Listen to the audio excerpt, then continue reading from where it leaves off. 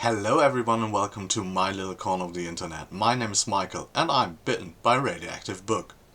Whew! Now that we got that out of the way, it's been 5 or 6 years since I did my last video, and so I was really happy to get the intro right. So, what is this now? Don't call it a comeback yet. I was just inspired by all the amazing end of 2023 reading year videos with all the top 10s and top 5s, and so I thought I add my little top 5 to it as well. So, without further ado, let's go. We're starting off with number 5, and number 5 is The Shadow Throne by Django Wexler. This is the second installment in his Shadow Campaign series. This is Flintlock Fantasy. The first one in the series, The Thousand Names, was a very military campaign-driven book, very character-driven as well. But with this second book we get a change of scenery. Our characters from the first book, Winter and Marcus, return to the main capital city and doing shenanigans there. Marcus as the head of the police and Winter as some kind of special agent. And we're also adding new perspectives to it. And the most interesting and maybe one of my favorite characters of all time is Rosinia. She's the princess, the heir to the throne of the capital city, and she's also involved in a revolution against her father. So that's really really interesting, and I let you find out how this all like fits together. Did I mention that she is like inhabited by a demon as well and is unkillable therefore? Yeah. So it's really amazing. It's getting into this revolutionary political thriller, and it's a very amazing book, and I can't wait to continue with the series. Going into the number 4 spot is a very atmospheric nautical winter read, and this is Darkwater Daughter by H.M. Long. I've read this author before, read I think Hall of Smoke, the debut novel was called, which was like a Viking-inspired revenge story, and I really enjoyed it, but this one blows it out of the dark water. Yeah, I did that. This is, as I said, a very atmospherical read. It's set in a northern kind of snowy, nautical, Jacobean era type of world setting. We have really interesting world building. We have like sentient figurehead of ships, so there are these ghostly beings, the Gistings, and they live inside the ghost walls, which are kind of woods, and then these woods are like taken down and used for building ships, and so they are tied to the figureheads of the ships. So that is very interesting. It's very different than for example the sentient figureheads in Robin Hobb's Life Ship Traders series. It's very different from that. And we're following two characters, Mary, who is a storm singer. So that is one of the kinds of magic that the world has. So she can sing to the storms and give your ship like preferable winds and stuff like that.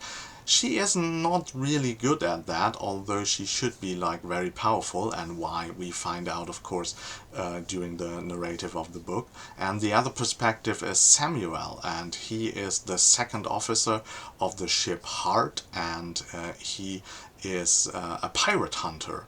And so, as you can see, there are, of course, a lot of pirates in the story as well, and it's beautifully done. There are so many great world building elements of that. The different magic systems are great. There is a war going on, and but our main focus are these two great and amazing characters, very positive characters. Yeah, I leave it at that, but it's an amazing read, great characters, great world building. You should read it. Moving on to the number 3 spot, which also has a lot of great characters, but they are far more grimdark. We're talking about The Heroes by Joe Abercrombie. It's the second book of the 3 standalones that tie in the First Law trilogy and then the Age of Madness trilogy. And this second stand-in is like a very unique narrative idea, because the whole book takes place over the course of like 3 days, and it's a large battle. So don't go away just now when I said it's not like 3 days of just like fighting each other. There is, but it's very different. It's very Joe Abercrombie. As I said, it's like filled with like characters. We have perspectives on both sides. It's very humorous, as the grimdark Joe Abercrombie narrative always is. It's very grimdark. He is Lord Grimdark. So, what will you expect? And this is masterfully done. We have so many like little character arcs. Characters go through like large life-changing events during the course of these 3 days. There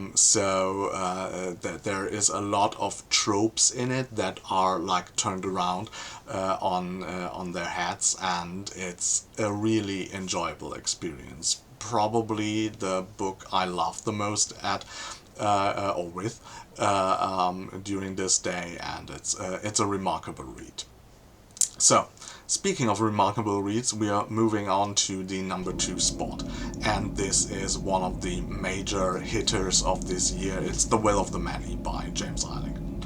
So, James Islington is known for the Lycanius trilogy, which I still need to read. Yeah, I know, I've read the first book, and now I'm just reading it because I need to get to the finish of the series after I read the amazing Will of the Many. And here we are featuring a main character, Viz, and we don't know, he has some kind of mystery around him. He seems to be more than he lets us know in the beginning of the book. This is told by first person narrative by himself. And we're seeing a story that reminds me a little bit of Red Rising, because he's also like has this double agent being inserted in a magical school, but it's very different. It's very much unique and its own thing. The ideas behind the magic system and the societies are very unique as well. It's like the people on the lower ends of society always give power to the ones in the layer above, and so it's like a tiered system, and the system is the will. That is why the will of the many like powers up the few on the top and their kind of magic, and they are able to do some godlike stuff with it. And so we have a very interesting like view on society.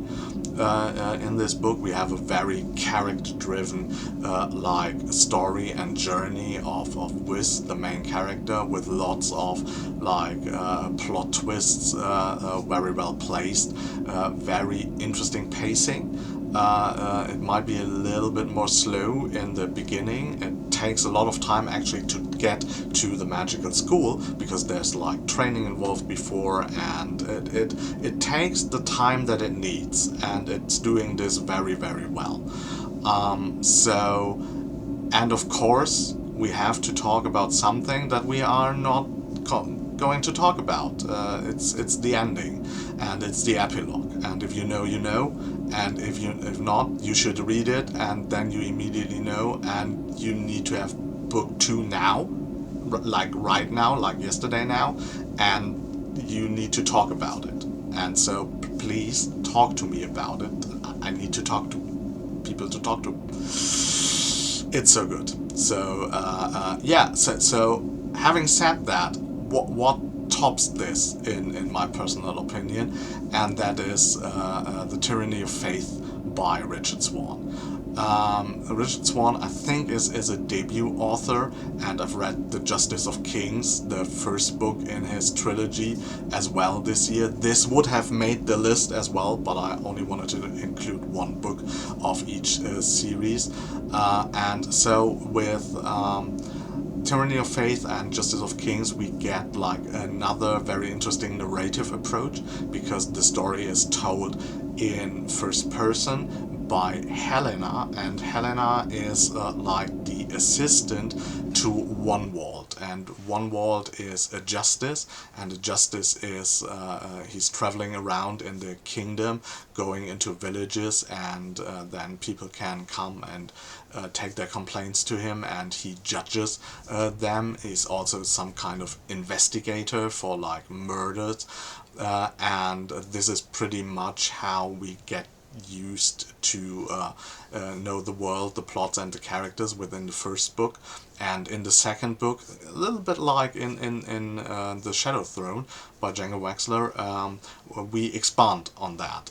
We're going to the capital city, we learn way more about the politics and the society of the world, more of the religion behind it, and it's simply amazing. The magical elements are like spot on, because there's not like a plethora of it, but the powers that these justices have are very interesting. They can use the voice, which then compels people to do what you want and tell the truth, which is very great if you're a justice and kind of want to find out the truth.